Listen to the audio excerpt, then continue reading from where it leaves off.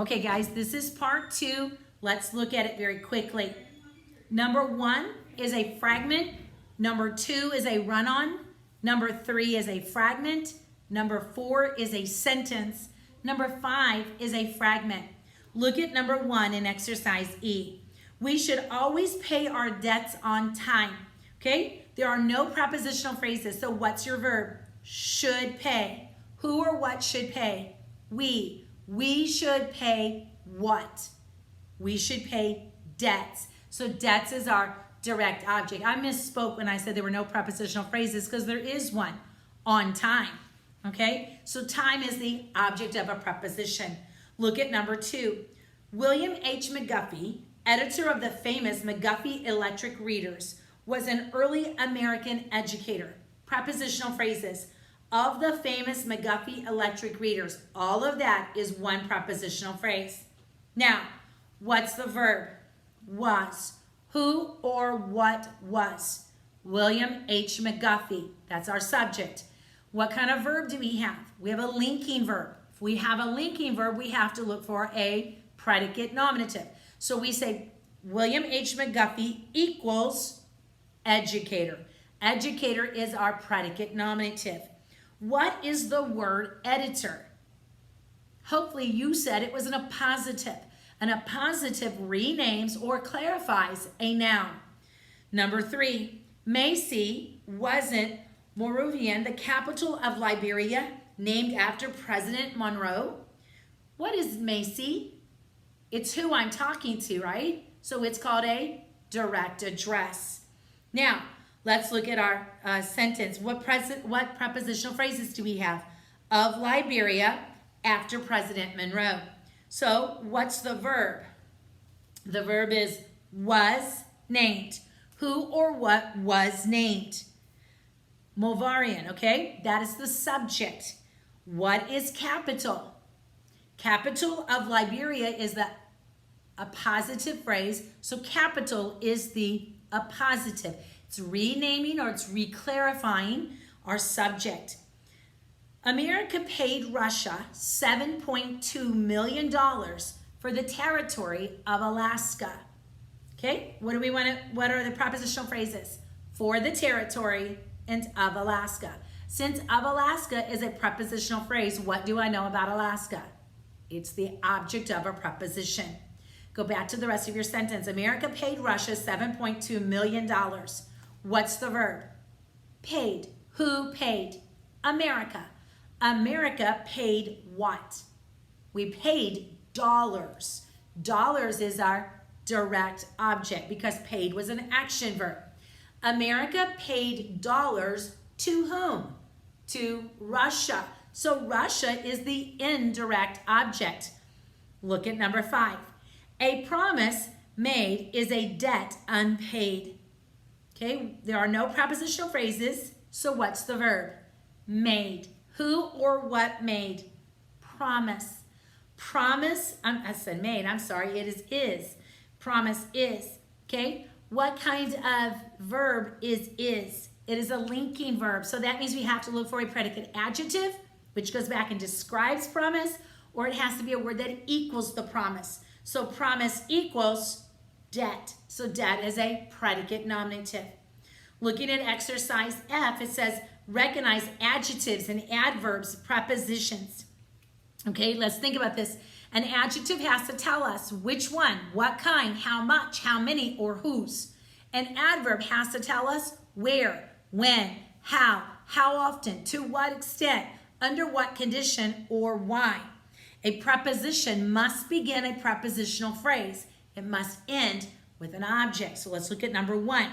The toddler fell down several times, but each time he got back up and tried again. What is the word down? I hope you said it was an adverb and not a preposition, because yes, it can be a preposition, but it's not here because why? It doesn't have an object. So down is an adverb. What is up? It's an adverb. What is again? It is an adverb. Look at number 2. That silly person evidently does not perceive the gravity of her decisions. Okay, what is silly? It's an adjective telling us what kind of person. What is evidently? It is an adverb. What is not? It is an adverb. Remember, the word not is always an adverb. Look at number 3. We went to bed early last night so that we would be ready to go fishing this morning. What is the word to? It's a preposition, to bed. So it's a preposition. Early tells us when, so it is an adverb. The word this tells us which morning, this morning, so it is an adjective. Number 4, the church in the village was built in the early part of the 12th century. In is a preposition. Then we have early. Which part? The early part. So it is a adjective. A breeze blew through the valley and carried our kite up higher. Through is a preposition. Through the valley. What about up? It tells us where it carried it. So it went up. It was an adverb. What about higher? It tells us where it carried it. It carried it higher, okay? So those are both adverbs. Now, I want us to look at this last section, this next exercise in your book. You are going to tell me what part of speech all of these words are. You're going to enter them online for me, okay? There's, and I don't even remember which day it is. I think it's the one for today, okay? But it's going to ask you, it's just going to say, it's going to tell you, turn to your exercise G, make sure it's complete, put the answer to each of the blanks on the quiz. And all you're going to do is say, yes, I understand my directions. You're going to put your name on it. Then it's going to say like question number 1. There's no question other than question 1. And it'll have 4 or 5 parts of speech. Choose the one that you put in the blank on number 1. Okay, so at the bottom of the world lies a wasteland of ice and rock called Antarctica. What is bottom? Well, if you look at your sentence, because you don't want to start saying, the first word is bottom. What is that? Well, that's not what you do. You look at your first sentence. At the bottom of the world lies a wasteland of ice and rock called Antarctica. First, we mark our prepositions. Take your pencil, put it in your book. Mark your prepositions. At the bottom of the world of ice and rock. Now, I know my subject and verb are not in any of those. So what I have left, a wasteland called Antarctica. What's the verb? Called. What is the subject? Wasteland. Wasteland called what? Antarctica. Antarctica is a direct object. Now, it's not asking you what its function is. It's asking you its part of speech. Remember, a part of speech is a noun, a pronoun, an adjective, an adverb, a conjunction, a preposition, an interjection. I think I left out verb, okay? So let's go through them real quickly. A noun is a person, place, or thing, or idea, like freedom, all right? A verb is a word of action or a linking verb. Am, is, are, was, were, be, been, or been. Taste, smell, feel, okay, all of those, okay?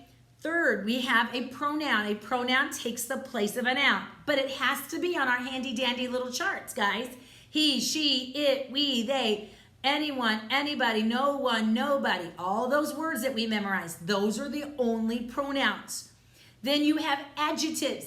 Adjectives must describe a noun. They tell us what questions. They answer which one, what kind, how much, how many, or whose. An adjective always answers one of those questions. An adverb has to describe a verb, an adjective, or another adverb. They're going to tell us, they're going to answer what questions? They're going to tell us where, when, how often, to what extent, under what condition, or why. Okay, conjunctions, they join two words. It might be two verbs, it might be two subjects, it might be two sentences. But conjunctions join two things. Prepositions, they show a relationship. They show a relationship between a noun and something else in the sentence. Beside the tree, under the table, on the cabinet. They show a, remember, prepositional phrases begin with a preposition and end with an object. It has to be on that handy dandy little preposition chart that we memorize. But remember, if you have a preposition that does not have an object, what is true? It's an adverb, okay?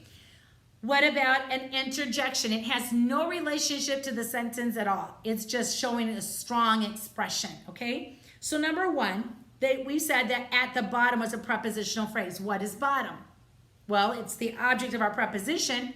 So is it a noun, pronoun, verb, adjective, adverb, interjection, preposition, or conjunction? It's a noun.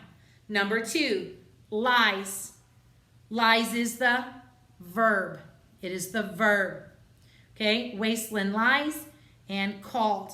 Okay, number three is the word treacherous. It's the next sentence. Towering mountains, treacherous glaciers, and temperatures that drop 100 degrees below zero make the Antarctica a challenge to explorers and scientists. You're going to analyze every one of these sentences. Put your answers in your book. Then you'll put them online so that you and I both can look at your grade. All right? I hope you have a great day. Bye, guys.